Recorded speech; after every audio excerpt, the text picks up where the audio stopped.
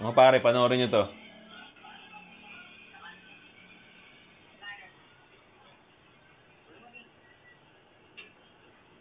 Gin Bilog.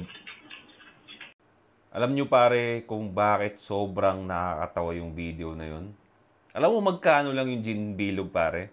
Ito, nagganap ako sa Shopee pare. 72 pesos lang bro. O sa Grab, 74 pesos lang. No, yan yun. Yan yung ninakaw nila eh. Yan o.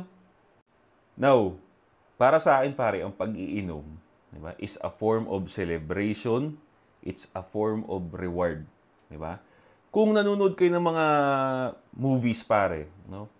Napapansin niyo yung mga settings na mga warrior, mga knights, samurai, kung ano man yan, nagiinuman sila pagkatapos nilang manalo sa gera. Okay? Kaya doon mo mapapatunayan pare na naimbento yung pag-iinom para mag-celebrate, para mag-reward, no? Reward yan pare para sa hardship, trabaho na ginawa mong successful. Okay? Yun. Now, nagnakaw ka ng 72 pesos na pang-inom pare. Anong nire-reward mo sa sarili mo? Anong sineselebrate mo sa sarili mo? Sineselebrate mo na loser ka, 74, 72 pesos, di mo mabili.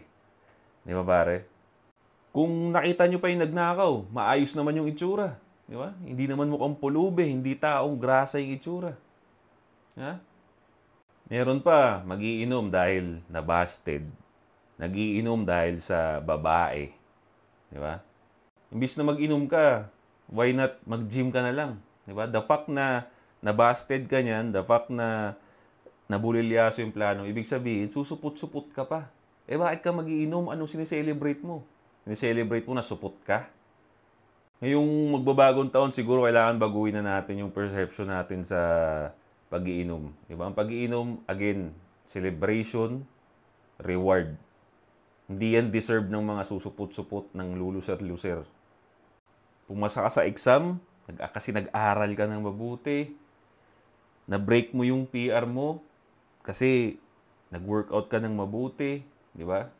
Nanalo kayo sa isang competition kasi nag-practice kayo ng mabuti. Yan, go! Reward yourself, have a celebration, inom. Pero kung tambay ka, wala ka namang pakinabang sa bahay ninyo, palamunin ka pa, bakit ka nagiinom?